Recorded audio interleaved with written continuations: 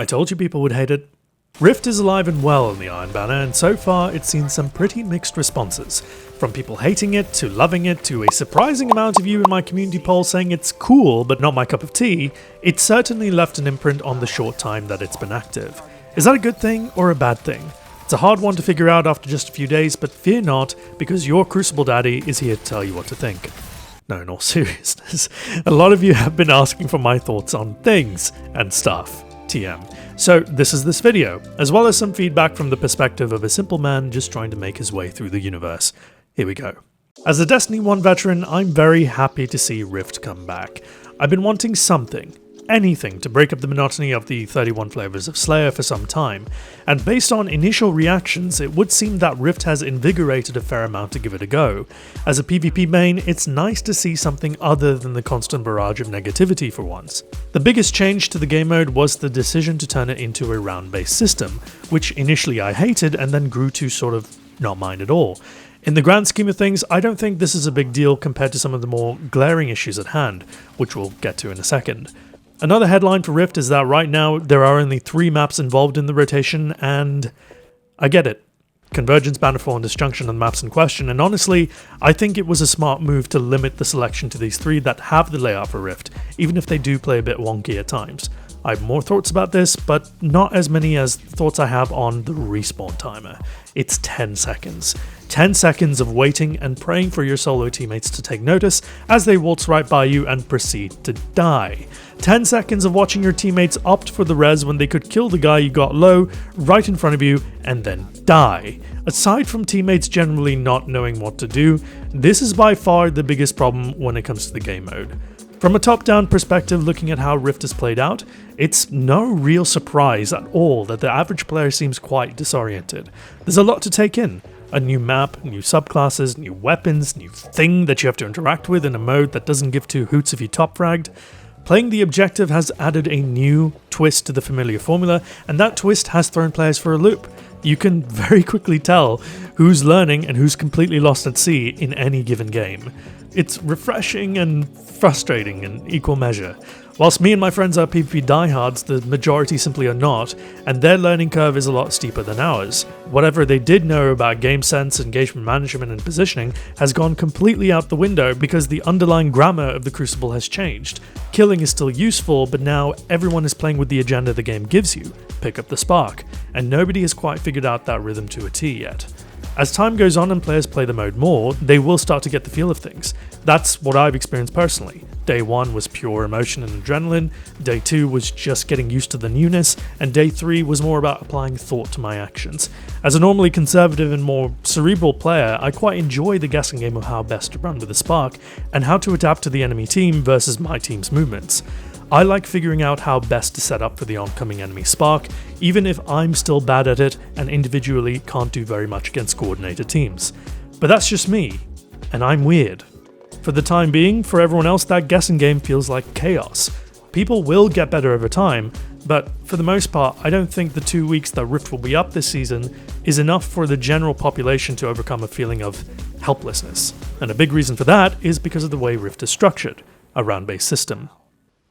The round-based system is a very interesting new take on Rift. It's something we've not really seen in casual Crucible in Destiny 2, usually reserved for the more competitive stuff. SkillUp argued that it doesn't really belong in Iron Banner as a result, and I can see why he thinks that, but I think we're all in the process of adjusting to a new norm. The reason for this change is pretty obvious. It's to prevent snowballs from occurring like in Destiny 1. In Destiny 1, Rift was just one flowing game mode like Control is right now. You had a set time limit and a score limit, and the rest was up to you. Crafty teams knew how to manipulate or hold spawns so that 4 to 5 of them would control those, whilst the designated spark runner could freely pick up the spark and dunk uncontested. It was a miserable time for everybody but the controlling team. So here we are with Rift rounds in Destiny 2, and mission accomplished, for the most part. The real issue with the round-based system is that it doesn't allow games to flow very well.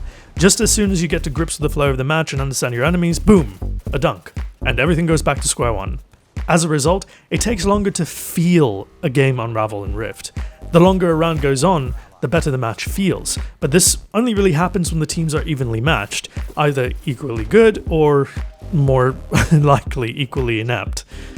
For Rift to feel good, each round needs to last at least 2 to 3 minutes, but it doesn't, mainly because we're all still figuring it out.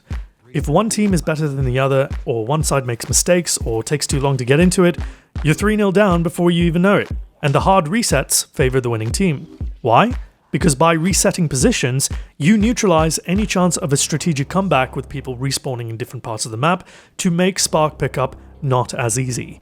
This leads to snowballs on a catastrophic proportion. Nearly every single game I've played where I've been 3-0 up, we've all got our supers and we've ended up winning 5-0. But Nomad, this happens in normal Crucible too. Yes, you're right, it does. But there's the Mercy rule in normal Crucible and none in Rift. And I don't know how you would implement Mercy in Rift because the thrill of a comeback is very, very real in Rift. And it feels so much better than coming back in Trials. It feels like you've really earned it, not just through a series of good reactions and aim, but because of superior decision making and tactical wit. That all being said, if it's 3-0, there's a very real chance of it becoming 4-0, and at that point the match is well and truly over for everyone. If not physically with supers, but psychologically. The 5th round feels like a bit of a waste of time after 4-0, and at that point you may as well call it there. However, there is one thing that makes the snowbally nature of Rift far worse than normal Crucible: the respawns. 10 seconds is an eternity in the Crucible, and yet it's the default respawn timer for Rift. The reason for it being this long is very simple: encourage players to revive their teammates and value their lives a bit more in the process. This introduces an element of high drama and risk, which asks players to weigh any potential action with the risk of losing their life.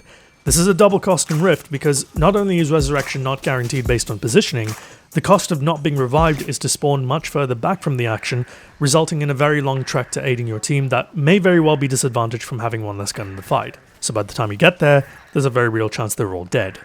In theory, it makes perfect sense to add real weight to decision making. In practice, it has resulted in nothing but negatives. Leaving aside the anxiety of relying on teammates who have the awareness and judgment of a billionaire trying to buy a social media platform, 10-second respawn timers are far worse in practice because 1, it prevents any chance of a fight back against a superior team, and 2, the positional system that Bungie uses to base their spawns is based on the same one they use for the rest of the Crucible, which actively works against you for Rift. Let's break that down. With the exception of Disjunction, both Bannerfall and Convergence can be traversed relatively quickly.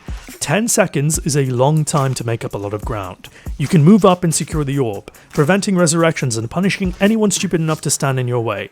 You can push into enemy spawns and trap the enemies as they come out. As players rejoin the fight one by one, they will be met with a barrage of abilities, guns, and later on, supers. This prevents the defending team from mounting a meaningful comeback. As it stands, if the spark running team has a map advantage, it's their round to lose. Players spawning in are easily trapped and they're not given any extra tools to mount a fight back, like a damage buff or a health boost or anything like that. Most of the time when a rift detonation is denied, it's usually very close or on the rift itself, or somewhere mid-map where the odds are a little bit more balanced. When a spark has been picked up, I've found that defending players spend more time dead than they actually do in the heat of the action. And because of that, the game mode suddenly transforms into elimination.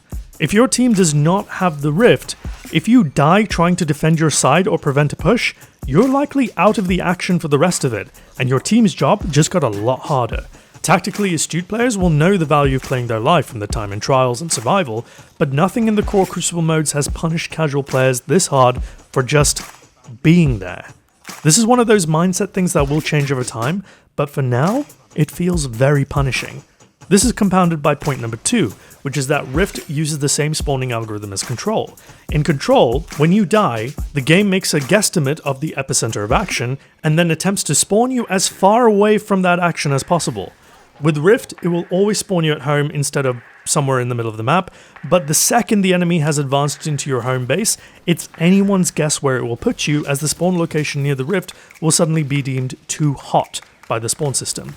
The simplest solution to this would be to reduce the respawn timers across the board.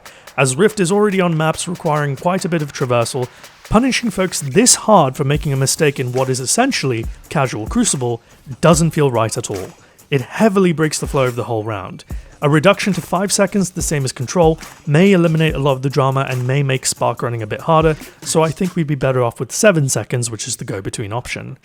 Speaking of maps, let's talk about the ones in rotation. Disjunction, Bannerfall, and Convergence. A limited selection, yes, but a good decision even if it's already starting to feel a bit samey. Normally, I hate everything to do with Convergence. It's bad in control, rumble, survival, and elimination. It takes too long to get to the center of the map where all the action is, and when you get there, it feels claustrophobic, even in 3v3 game modes. But I think it works very well for Rift, because of the 3-lane layout. Ultimately, going down any lane with multiple enemies ends up being a bloodbath, but it does force you to commit to an approach which I generally quite like. It asks you to make a decision and stick to your guns. Indecisive Rift runners are heavily punished, and that's ultimately a good thing.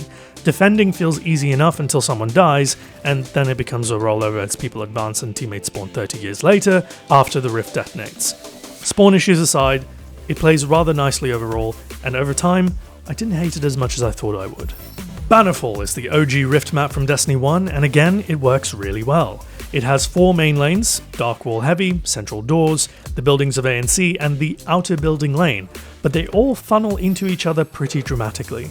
The inside buildings are by far the safest ones to go through, but they're not easy to get out and dunk from at all. The bottlenecks and excellent visibility for the defenders means you've got to kill before you can just waltz up and do the deed.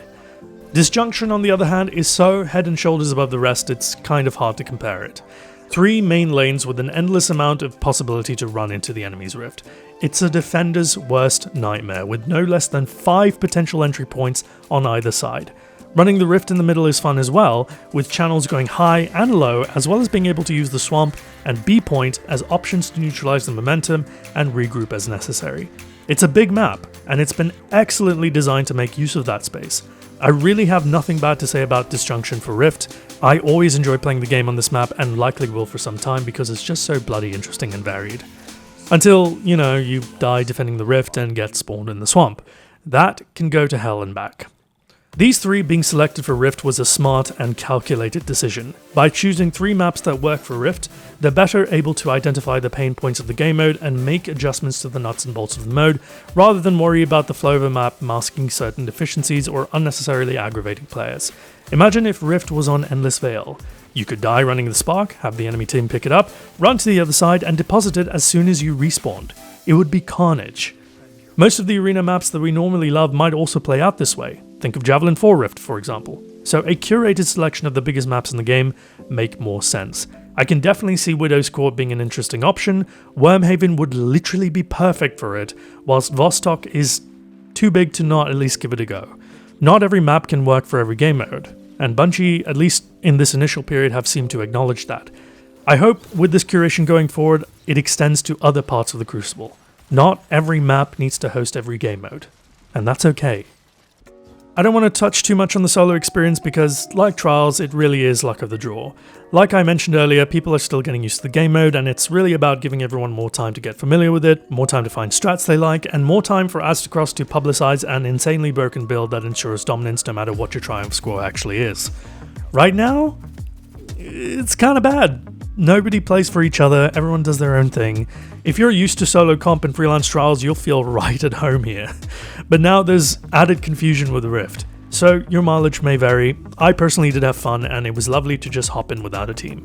But if you get lobby balance hard, like I do, good luck with getting any result that isn't a 5-0. The glitches and bugs as well have to get a shout out because they are game breaking. By now you know what they are, and by now you know they're also temporary. We'll live with it and get over it. Such is life as a Destiny 2 player. Bugs happen, teams are aware of them, they'll get fixed, and it doesn't bother me at all. If anything, it's kinda interesting when things go really badly wrong. I've had a lot of dance parties. It's been awesome. That all being said, it's not quite at the level where it feels like a beta, like a work in progress. It's a bit more complete than that. And for the most part, I've had a lot of fun. If I could give a simple, digestible list to the developers to consider, it would be as follows. Number 1, reduce the respawn timer from 10 to 7 seconds. Number 2, consider a reworking of the spawns to force the defending team to always spawn as close to the rift as possible, instead of randomly away from the action when the enemy team gets too close. Number 3, if possible, consider the feedback on rounds and how it affects momentum. Perhaps sentiment on this is a lot more positive now, I don't know. Number 4, consider the introduction of the mercy rule when the scoreline is 4-0. Number 5, more visibility options for reses would be a nice touch, but I think that would need to be a Crucible-wide change. A band-aid option could be to have a voice line from Shax to yell at the team to resurrect a teammate, or even a closable pop-up to let folks know you can res and rift. Number 6, consider speeding up reses to incentivize getting teammates back into the fight, especially whilst defending. Make it so easy that even a blueberry can do it. Number 7. Expand the selection of maps, namely to Widow's Court and Wormhaven. And finally, number 8. Please consider an additional Iron Banner. I don't believe 2 in a season is enough to really grasp what it is and how to play it. I hope that this feedback and this video is taken in the spirit of which it is given, that of an understanding of how hard game development actually is, and overall, praise. I am genuinely happy to play Rift all day. It's a shot in the arm that the Crucible is needed, and overall, I just find it's a lovely change of pace from the same old, same old. And that's all I've got. I'll stop now. Thank you for watching, and as ever, a huge thanks to my illustrious patrons for making this video possible. I'm Ascendant Nomad, and I'll see you in the next time. Cheers.